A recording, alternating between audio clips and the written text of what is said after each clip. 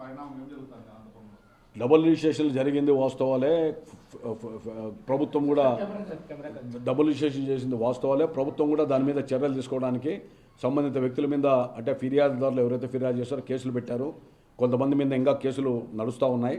అదేవిధంగా కొంత సామాజిక హితం కోరే వ్యక్తులు కూడా నా దగ్గర వస్తే లీగల్గా ప్రొసీడ్ కానీ అని చెప్పాను. సో కోర్టు పోయారు, మన సీజే కూడా మాట్లాడాడు.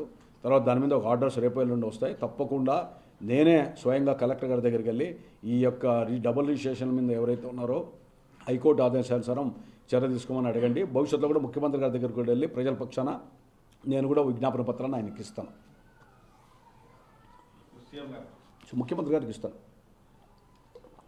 తర్వాత ఒకటి రుద్రా కన్స్ట్రక్షన్స్ పేరుతో ఒకటి ఫేక్ ఇది వచ్చిందని చెప్పేసి మీ పార్టీకి సంబంధించిన వాళ్ళే దాన్ని సమాచార హక్కు చట్టం కింద అడిగారు. తర్వాత దాని మీద క్లారిటీ వచ్చింది. మరి ఆ రకంగా చేయొచ్చా? అంటే ఎటువంటి అనుభవం లేని కాంట్రాక్టర్ వల్ల చేయడం అది తప్పు కదా? ఈ ప్రశ్న అలాంటి కన్స్ట్రక్షన్ కంపెనీలో బంధుత్వం ఉన్న వ్యక్తులు, అలాంటి కన్స్ట్రక్షన్ కంపెనీతో సంబంధం ఉన్న వ్యక్తులు లేదా ప్రజాప్రతినిధులు ఉంటే వాళ్ళని ప్రశ్నించాలి. ఎందుకంటే నేనేమైనా కన్స్ట్రక్షన్ పేరుతో పెట్టింటే, నేను ఏమైనటువంటి తప్పుడు చర్యలు చేసింటే మీరు నన్ను ప్రశ్నించండి. నేను దానికి సంబంధించిన వ్యక్తి కాదు, నేను పిటిషనరు కాదు. ఒకవేళ ఎవరైనా కాంట్రాక్టర్లు వచ్చి నాకు ఫిర్యాదు చేస్తే ఒక పౌరుడిగా ఇదో మాకు రావాల్సినటువంటి అవకాశాలు కానీ ప్రయోజనాలు కానీ లేకుండా చేశారు, ఇది అన్యాయం కదా అంటే నేను సంబంధిత అధికారులతో మాట్లాడడానికి సిద్ధంగా ఉంటున్నాను. అన్ని వేళలో నా దృష్టికి తీసుకొని వస్తే నేను పత్రికల్లో చదివిందే. ఈ హోర్డింగ్స్ సంబంధించి కూడా ఒక అతను బిల్ వేశాడు హైకోర్టులో. ఈ హోర్డింగ్స్ అసలు యాక్చువల్గా ఇప్పుడు NH7లో హైవే కింద మీ మున్సిపాలిటీ వాళ్ళకి పోలే. అయితే మీరు అడ్డదిడ్డంగా మీరు అంటే మీరు అధికార పార్టీలో జాతీయ ప్రధాన కార్యదర్శి కాబట్టి మిమ్మల్ని క్వశ్చన్ చేస్తున్నాము. మీ పార్టీ ఏం చేయాలి, ప్రజలకు ఏం సమాధానం ఇస్తారు? ఇది జరుగుతుంది. ఇప్పుడు దీంట్లో మీరు జర్నలిస్టులు ఉన్నారు, అందరికీ బాధ్యత ఉంది. ఎక్కడైనా జరిగినప్పుడు ఏదైనా కూడా ప్రస్ఫుటంగా ప్రచురించాలా, ప్రజల పక్షాన నిలబడాలా. అదేవిధంగా రాజకీయ నాయకులుగా అధికార పార్టీలో మాకు కూడా ఏదైనా ప్రజల పక్షాన ఉండాల్సిన బాధ్యత మా మీద కూడా ఉంది. మేము లేదని విస్మరించడంలా. మీరు చెప్పినట్లు ప్రొహిబిటెడ్ ఏరియాలో అడ్వర్టైజ్మెంట్స్ బోర్డ్స్ వేశారు అని చెప్పి నాకు కూడా దృష్టికి వచ్చింది. అది రాతమూలకంగా ఇమ్మని అడిగాను. తప్పకుండా కోర్టులో కూడా ఏదో చదివాం నిన్న వచ్చినట్టు.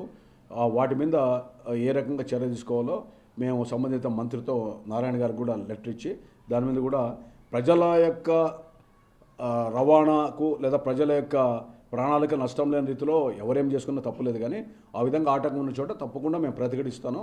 తప్పకుండా దాని వాళ్ళ పక్షాన ఉంటాం. సెంట్రల్ పార్క్లో యాక్చువల్గా మామూలు పార్కులు అంటేనే కొంత నడిచే వాతావరణం ఉంటుంది. తర్వాత ట్రాక్ కానీ ఇట్లాంటివి లేకుండా ప్రకృతికి సహజంగా ఉండేవారు.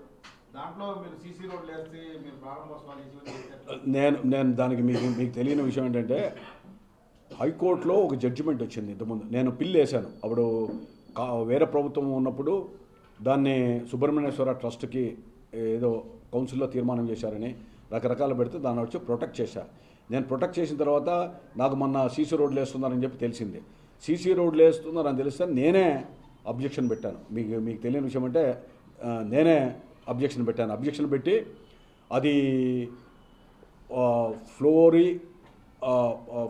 ఫ్లోరా అండ్ ఫానా అది అనేటువంటిది అది ఉండాలా అనేది రకరకాలుగా కొన్ని నిబంధనలు ఉన్నాయి. ఆ నిబంధనల్ని నేనే, మీకు తెలియదేమో ఎందుకంటే మీరు నా మధ్య టచ్లో లేరు కాబట్టి, నేనే అబ్జెక్షన్ చేశాను. నేనే డిఆర్డీఏ ఎస్సీ గారికి పెట్టాను. రోడ్డు క్యాన్సిల్ చేశారు. అక్కడ గుర్రాలు కానీ ఒంటలు కానీ సీసీ రోడ్స్ మీద పోవు. అదేవిధంగా చిన్నపిల్లలు పోతే తలలు పగిలిపోతాయి. ఈ రకరకాల ఇబ్బందులు ఉన్నాయి కాబట్టి తప్పకుండా న్యాచురల్గా ఆ రోజు నేనేం ఏపీ లాగా కాదు, శ్రమదానంతో చేశాం సీసీ రోడ్లు.